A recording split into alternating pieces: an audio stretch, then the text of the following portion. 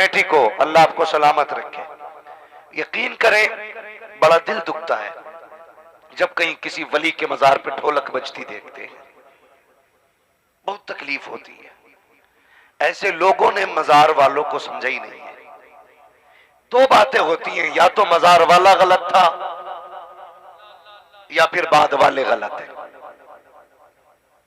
भाई परवाह नहीं है, बात शरीयत बयान करनी है, और शरीयत ना मेरे बाप की है ना आला हजरत के बाप की है, शरीयत रसूल पाक की है। सीधी बात है। अगर किसी मजार पे ढोलक बजती है तो ख्याल आता या तो मजार वाला गलत था या ये बाद वाले गलत है। क्यों? उसकी भी वजह सुन ले, नाराज ना होना, नाराज ना होना। अगर आप ये कहें हमारे हजरत ढोलक बजाते थे तो फिर मजार वाले ही गलत था, और अगर कहो नहीं जी हम बजवाते हैं तो फिर आप गलत हैं। इसलिए कि किसी भी मजार पे आप जाइए, चाहे मुजाहिद मिल्लत की चौखट हो, चाहे हाफिज मिल्लत की चौखट हो, चाहे ताजुश्शरिया की चौखट हो, चाहे मुफ्ती आजम की चौखट हो, चाहे आला हजरत की चौखट हो, सारे वलियों को आप खंगालिए और पूछिए आप जो वली बने हैं वो कैसे बने। क्या ढोल गले में लटका के विलायत मिली? तमाशों में बैठ के विलायत मिली? आप इनकी पूरी तारीख पर डालिए, दुनिया यही बताएगी हमने इन्हें या तो कुरान पढ़ते देखा था या हमने नमाज पढ़ते देखा था। दो ही बातें मिलेंगी। कोई कहेगा या तो कुरान पढ़ते देखा या नमाज पढ़ते देखा। वली ढोलक से नहीं बना करते, वली या तो सजदों से बना करते हैं या कुरान की तिलावत से बना करते हैं। ये गलत रस्म अहले सुन्नत में राइज की गई।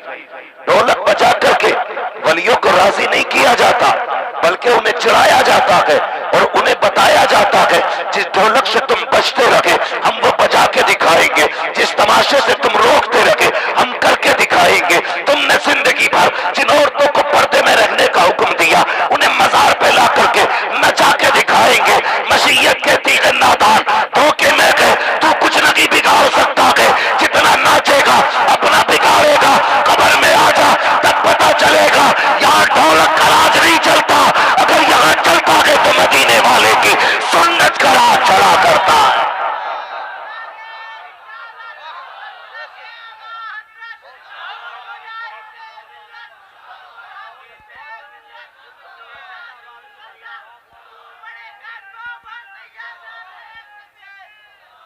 और सुनो ये अल्लाह वालों की करामतें होती हैं। चलो शहरे बरेली चलो, कसम खुदा की वो मेरा राजा जो सैयद को खुशबू से पहचान लेता था, वो राजा जो खुशबू से बता देता था तुम में कोई आले रसूल है। चल उसकी नाक इतनी तेज थी कि सैयदों को खुशबू से पहचान ले। अब दो बातें कहता हूं, या तो वो खुशबू से पहचानेगा जिसने पहले खुशबू सूंघी होगी, यार मैं तब बताऊंगा ना ये गुलाब की खुशबू है, ये चंपा की खुशबू है, ये चमेली की खुशबू है, ये किसी और की खुशबू है, ये यास्मीन की खुशबू है, ये सर्वो समन की खुशबू है। कब बताऊंगा? जब मुझे गुलाब का पता होगा, जब चमेली का पता होगा, जब चंपा का पता होगा, जब यास्मीन का पता होगा। इमाम अहमद रजा ने जब ये कहा था तुम में कोई आले नबी है, उसके अंदर से मुस्तफा की खुशबू आ रही है। बता अहमद रजा तुझे कैसे पता चला कि ये खुशबू मुस्तफा की है? तो आवाज आती है, मुझसे पूछता है। हकीकत तो ये है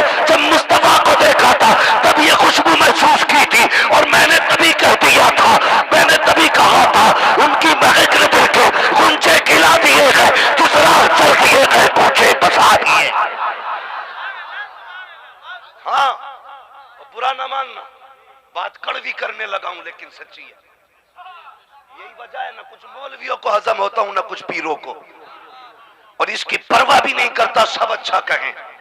अल्लाह मुझे ऐसा सुले कुल्ली ना बनाए जिसे सब अच्छे कहें।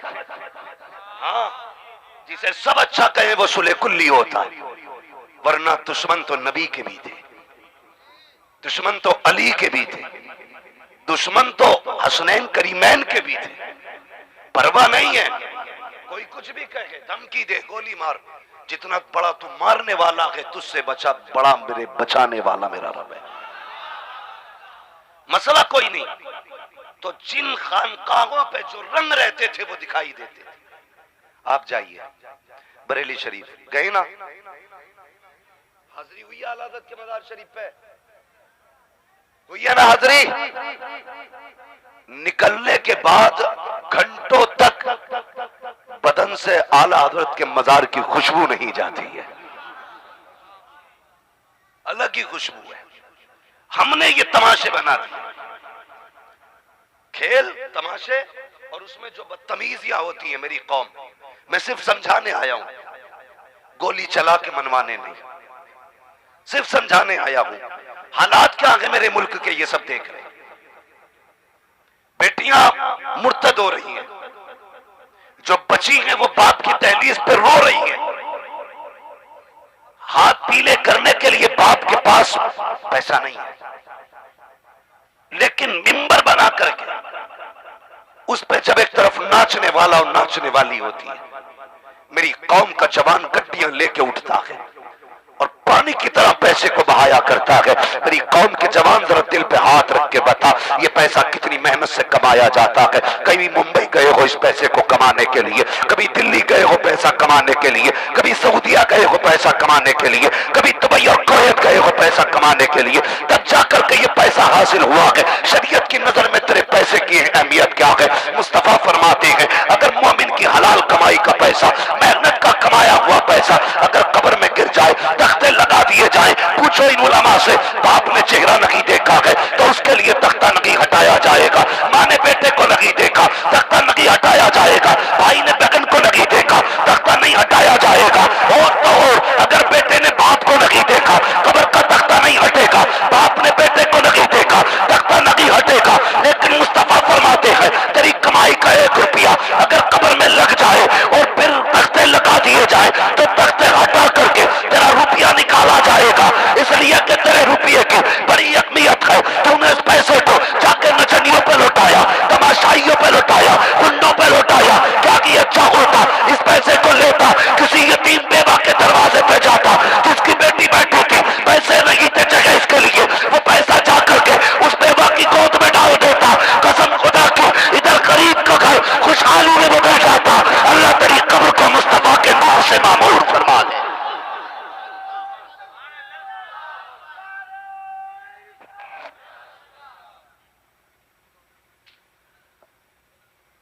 मेरे जवान, पैसा संभाल के रख, पैसा संभाल के रख।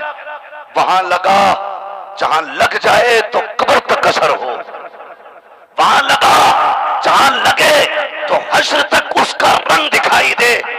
लेकिन अफसोस करूं मैं, क्या कहूं, हम लोगों को तो लोग कह देते हैं इनका काम ही बोलने का है, ये तो मौलवी है, पुरानी बातें करते नहीं। पुरानी बातें जरूर है, लेकिन बातें उमर वाली है, बातें अबू बकर वाली है, बातें उस्मान वाली है, बातें अली वाली है। हम खुदा की कसम ज्यादा पुरानी बात नहीं करते, हम सिर्फ 1400 साल पुरानी बात करते हैं। वो बात करते हैं जो मुस्तफा ने हमें बताई है। और नौजवानों, बदल दो अपने आप को। डॉक्टर इकबाल ने कहा था, न समझोगे तुम मिट जाओगे, एक हिंदी मुसलमानों तुम्हारी दास्तां तक भी न होगी। दास्तानों में अगर तुम मुस्तफा के हो गए तो याद रखना कि मोहम्मद से वफा तूने तो हम तेरे हैं, ये जहां चीज है क्या रोहो फलक तेरे।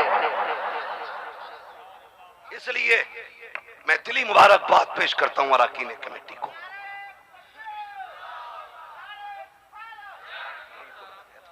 तवज्जो है सारे लोगों की।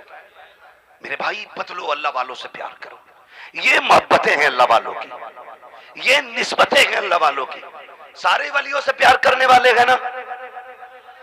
हाथ उठा दे कितने वली वाले हैं। खुदा का शुक्र है जितने बरेली वाले हैं सारे ही वलियों को मानने वाले हैं। और हमसे चिढ़ना तो गलत है, बरेलवी ही को यह जिगर हासिल है कि वो हर सिलसिले के बुजुर्ग को मानता है। हमारे तो हर किसी को हजम भी नहीं होते।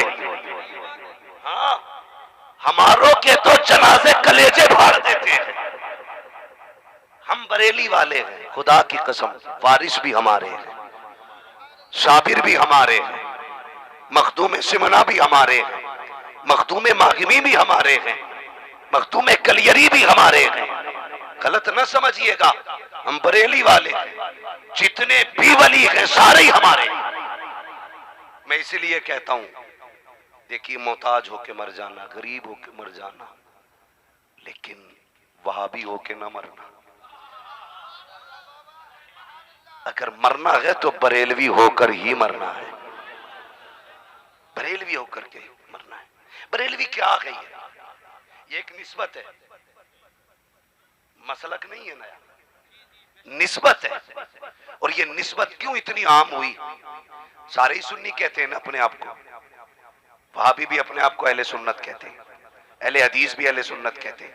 अब जब सारे अहले सुन्नत कहते हैं तो ये कैसे पता चलेगा अहले हक कौन है? अहले हक कौन है? सच्चे सुन्नी कौन है? तो हमारे बुजुर्गों ने कहा कि उसके नाम के साथ मसलक आला हजरत जोड़ दो। जब मसलक आला हजरत जुड़ जाएगा, अहले हदीस भी हट जाएगा, वाबी भी, देवबंदी भी, चुप्पाई भी, चकड़ालवी, बाबाई, मतलब सही अकीदा उन्हीं का होगा जो बरेली के अहमद रजा वाले हो। ये इतनी सी तो बात है ना, पूरी तकरीर करने की क्या जरूरत है लंबी चौड़ी? हमारी पहचान इस दौर में इमाम अहमद रजा खान है। इमाम अहमद रजा खान है। वो एक को बकवास करते थे, कोई नया छछूंदर मौलवी निकला है, हाँ नया छछूंदर आया है, बदबू फैल रही है, होशियार रहना, शैतान कई भेष बदल के आता है।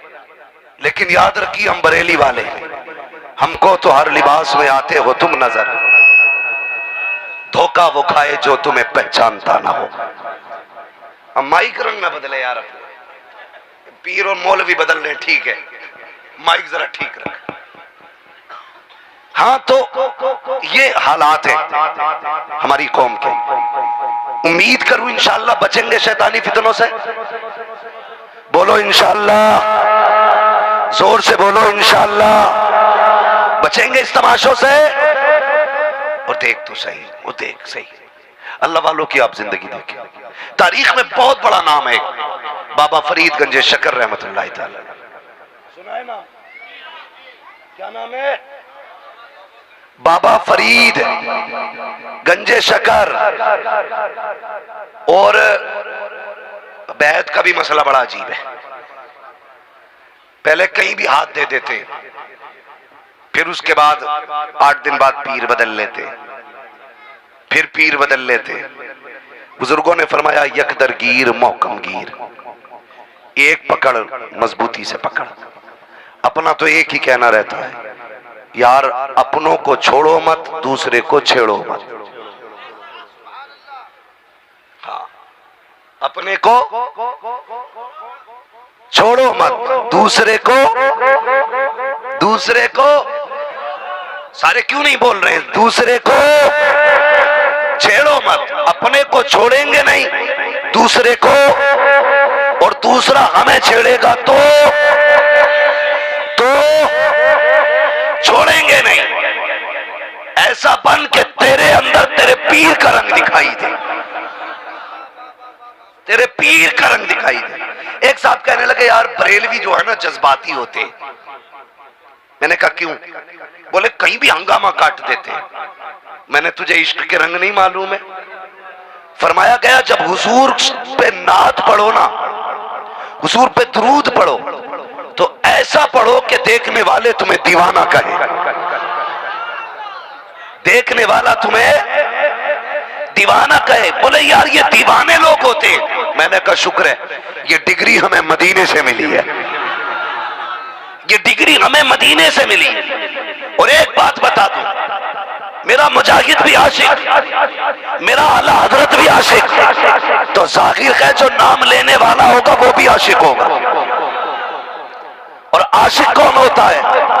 चल बिलाल को देख, रंग है इश्क का, कोयलों पे लेटे, चर्बी चल रही है, लेकिन नारे आहद आहद के हैं। उमैया ने कहा था बिलाल कब तक नारे लगाएगा? आपने फरमाया तू कब तक मारेगा? उसने कहा जब तक छोड़ नहीं देगा मारूंगा। फरमाने लगे बस तू हार गया। कहा क्यों? कहा एक एक कतरा लहू का जब तक बह नहीं जाएगा बिलाल अपने महबूब का नारा लगाना नहीं छोड़ेगा। ये इश्क के रंग है। और तुझे क्या पता इश्क क्या होता है? आला हजरत ने यूं ही नहीं कहा, फरमाते हैं इश्क तेरे सदके जलने से छुटे सस्ते, जो आग बुझा देगी वो आग लगाई। ओ इश्क कर यार, दीवाना बन के इश्क कर, हमें इसी इश्क पे तो नाज है। कयामत में अल्लाह पूछेगा नमाज लाए हो? गारंटी। ज़कात, हज, रोजे, फिर क्यों आ गए?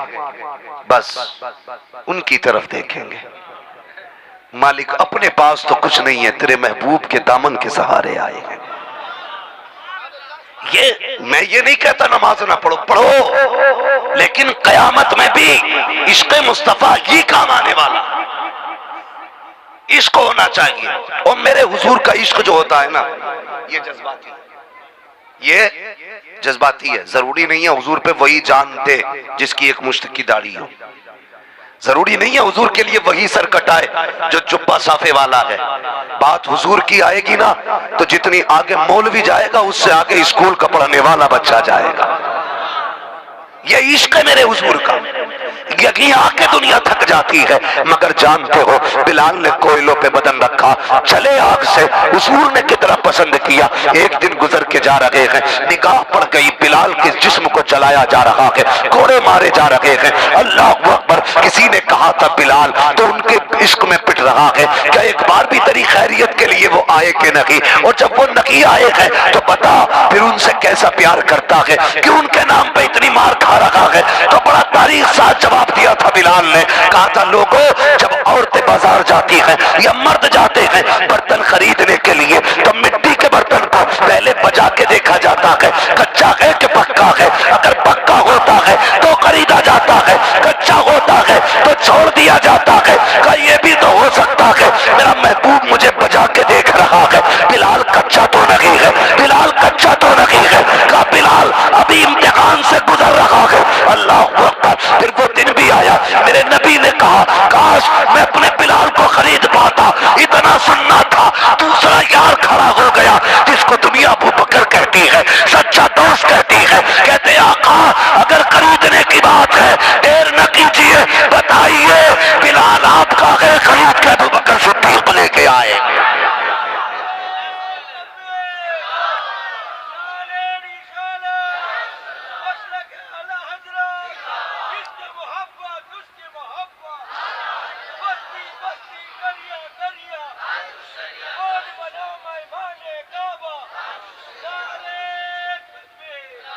लोग कहते हैं नौजवानों कि हुजूर हमने नहीं देखे, बड़ा इश्क करते हैं, हमने हुजूर देखे नहीं। मैं कहता हूँ, मैं सच्ची बात कहता हूँ, कभी उनके लिए एक पत्थर खा के देख, कभी उनके लिए दो गालियां सुन के देखो, रो कभी उनके लिए। अगर ख्वाब में आके तेरे आंसू अपने मुबारक हाथों से साफ ना करे तो फिर नाम बदल के रख देना। उनसे ज्यादा तो गुलामों से प्यार करने वाला ही कोई नहीं है, ही नहीं कोई। वो तुमने नहीं सुना, वो गरीब था, हज्जाम, बाल काटता था। कितनी कमाई होती है? बहुत कम। बड़ी मेहनत से उसने पैसे इकट्ठे किए, हुजूर के रोजे तक पहुंच गया हज करने के लिए। पलट के आया ना तो आंखें बंद ही रखता था, खोलता ही नहीं था। किसी ने कहा हाजी साहब हमेशा आंखें बंद क्यों रखते हो? कहने लगे इसमें एक राज है। तवज्जो है, यह खत्म कर लिया जाए। हाँ, कहने लगे इसमें एक राज है। कहा क्या? कहा मैं तड़पते तड़पते एक जमाने तक हुजूर के रोजे पे पहुंचा। जब गुंबद खजरा पे मैं गया ना तो दिल चाहता था जालियों से लिपट जाऊं, जालियों से लिपटने का मन चाहता था, लेकिन पास में मुतव्वा खड़ा था।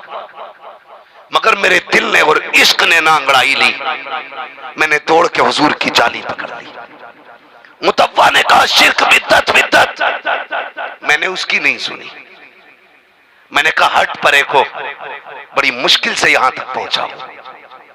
जब मैंने जाली पकड़ी, छुड़ाने की कोशिश की उसने, मैंने नहीं छोड़ी।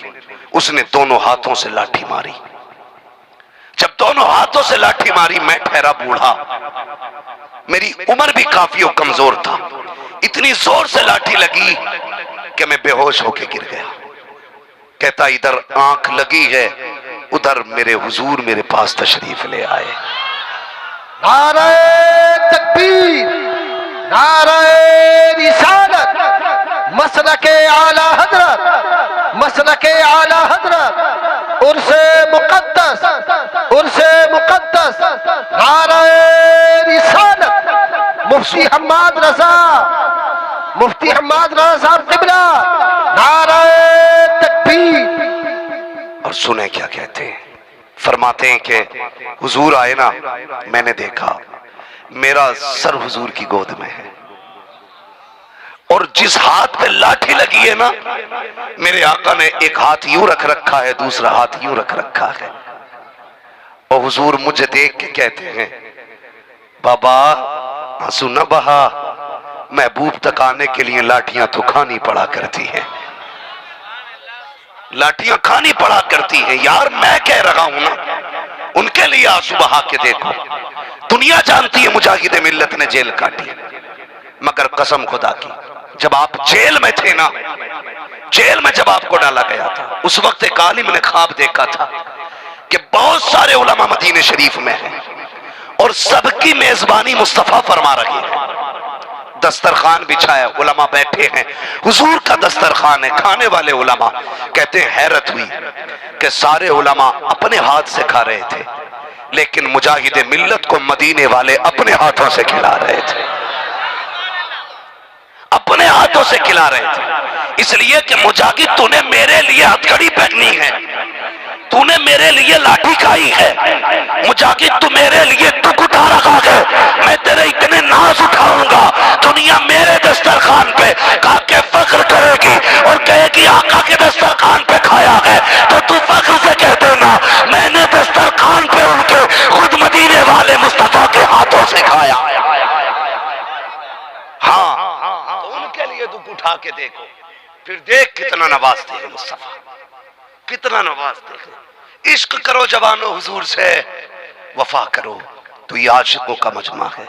जानते हो वली वली होता है, वली जोर से वली वली होता है। और याद रखिए विलायत की पहली सीढ़ी को इल्म कहते हैं। हाँ, इल्म के बाद जरूरी है तकवा, और तकवे में सबसे ज्यादा जरूरी है नमाजी होना। नमाज जब महबूब को माफ नहीं है तो तुझे मुझे कैसे माफ हो सकती है। पाबंदी करो नमाजों की। बाबा फरीद, समझ गए बात? कहां खोले हैं गेसू यार ने खुशबू कहां तक है। मैंने तस्किरा चढ़ा था ना बाबा फरीद का, जानते हैं ना बाबा फरीद गंजे शक्कर को? ये कौन फरीद है? छोटे से थे 5-6 सालों में, मोहल्ले की औरतें आके कहने लगी, खातून का जी का बेटे तो हमारे भी 8 साल के हो गए हैं, लेकिन तेरा फरीद कुछ अनोखा नहीं है। कहा क्यों? कहा हमारे बच्चे तमाशों में रहते हैं, तेरा बेटा 6 साल का होकर के भी जिक्र इलाही में रहता है, जिक्र इलाही में रहता है। तो आपकी अम्मी ने क्या कहा था? आपकी अम्मी ने, मेरी माँ बहनें सुने जो बच्चों को गाने सुना के खिलाया करती है। हाँ, जो बच्चे रोते हैं तो सीरियल लगा के फिर अपनी मौज में लग जाती है। कहने लगी बाबा फरीद की अम्मी, खातून इसमें सारा फरीद का कमाल नहीं है, इसमें मेरा भी कमाल है। कहा आपका क्या कमाल है? कहती मुझे याद नहीं, मैंने जिंदगी में अपने फरीद को कभी बगैर वुजू दूध पिलाया हो। ये माएँ होती हैं। और खुदा की कसम, फिर देख नमाजी कैसा बनाया फरीद को, नमाजी कैसा बनाया। फरमाने लगी बेटे रज़ाक अल्लाह है। अम्मी रोटी कौन देता है? अल्लाह। पानी कौन देता है? अल्लाह। तो फिर किससे मांगना चाहिए? फरमाने लगी अल्लाह से। कैसे मिलता है? कहने लगी बेटा नमाज पढ़ा कर अल्लाह देगा, अल्लाह देगा। अब सुने, नमाजी बनाने की आदत।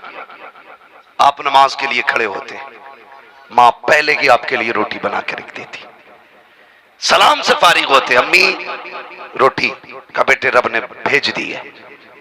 अंदर आते रोटी मिलती क्योंकि मां रख चुकी थी।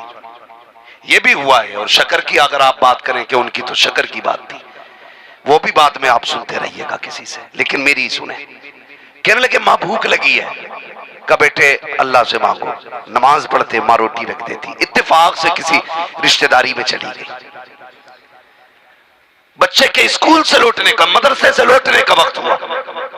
ख्याल आया फरीद आता होगा, आज फिर वो अपने तरीके से रोटी मांगेगा। मैं यहां हूं, ना मिली तो मां से एतमाद उठ जाएगा। बड़ी मुश्किल से मुसल्ले तक बेटा लाई हुई, बस मां थी। वहीं पे दामन फैल गया। या रब, तू मेरे फरीद के अकीदे की हिफाजत करना, तू मेरे अकीदे का एतमाद, मेरे फरीद का एतमाद न टूटने देना। जवान इधर इधर ठोकरे खाता है, कभी काम ना हो तो मां के कदमों में बैठ, उससे उठा कह के दामन उठा के दुआ कर दे। इधर आंचल उठता है, उधर रहमतों के पर्दे उठा दिए जा। लेकिन जिससे मांगना था उससे मांगा ही नहीं, जिससे मिलता ही नहीं उसके चक्कर लगाते लगाते जूती टूट गई। हाँ, जिसे खुद नहीं पता शरीयत क्या है वो तुम्हें क्या देगा। बच के रहो ना, उनके चक्कर में तुम भी कूटे जाओगे। पीर का मतलब होता आखिरत में आसानी हो जाए, ये नहीं आखिरत में परेशानी हो जाए। ए भाई एक बात बताओ, कोर्ट में जाते हो ना, वकील लेके जाते हो, जितना काबिल वकील होता है इतना ही दिल मजबूत होता है, यही है ना।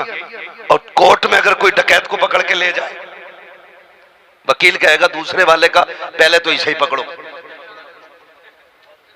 पहले इसे पकड़ो, इस पे खुद 17-18 मुकदमे हैं, बाद में इसे पकड़ के लाओ। तो बताओ वकील लेके जाओगे कोर्ट में के डाकू?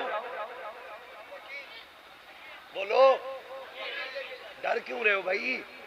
अगर बात समझ में ना आए तो फिर आके मिलो, इंशाअल्लाह ऊपर से नीचे तक धो के जाऊंगा।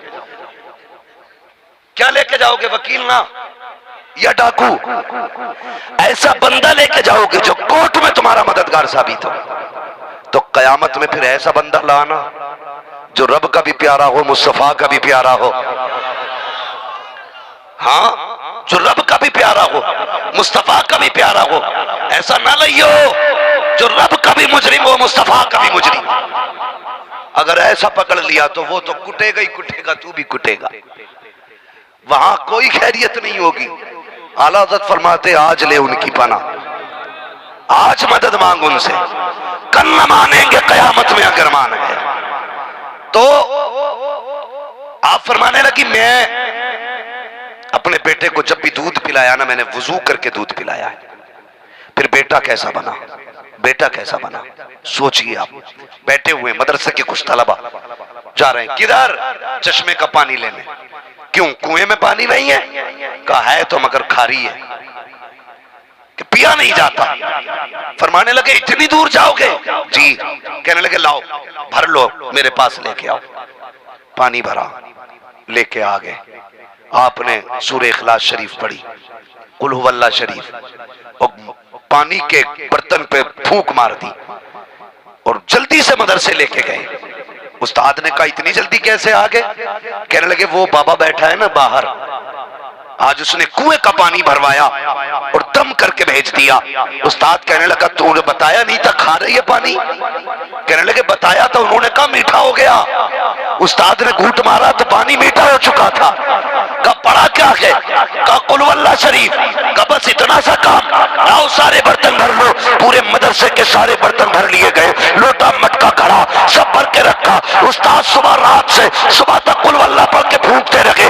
मटका तो क्या एक घूंट भी मीठा ना हो सका। सुबह उठ के दौड़े, कहा बाबा बता तो सही जो तूने पढ़ा है। क्योंकि मैंने पढ़ा है, तूने 3 बार पढ़ा, मैंने सारी रात पढ़ा, जबान सूख गई लेकिन एक घूंट भी मीठा ना हुआ। मुस्कुरा के कहा था नादान जो तूने पढ़ा वो भी कुरान है, जो मैंने पढ़ा वो भी कुरान है। लेकिन याद रख पानी मीठा करने के लिए जबान भी बाबा फरीद वाली होनी चाहिए।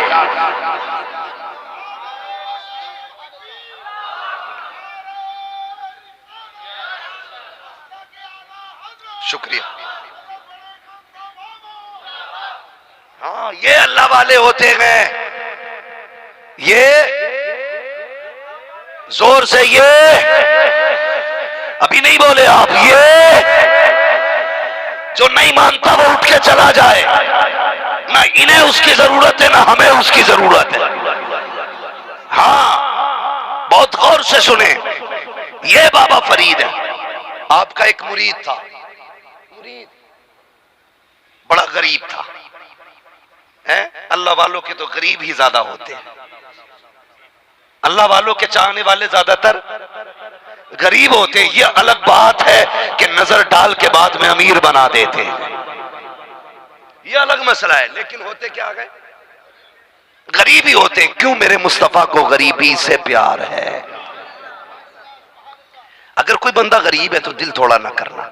मां बहनों से कह दो, बहन अगर किसी की बीवी 8,000 का सूट पहन रही है तो तू अपनी शौहर की कमाई के 250 रुपए के कपड़ों को देख के दिल थोड़ा ना करना, इसलिए कि तू दुनिया के फैशन के लिए नहीं आई है, तू तो दुनिया में कनीज़े फातिमा ज़हरा बना के भेजी गई है। तुझे कनीज़े फातिमा ज़हरा बनाया गया है। हाथ जोड़ के गुजारिश है तुमसे, बहन बेटियों को पर्दे में रखा करो, पर्दे में रखा करो, इन्हें नंगे सर न निकाला करो, वरना खुदा की कसम कयामत में हुजूर को मुंह नहीं दिखा पाओगे। वो कहेंगे मेरी बेटी ने 17 पाबंदों के बावजूद ऐसा पर्दा किया कि सूरज तक ने उसे नहीं देखा,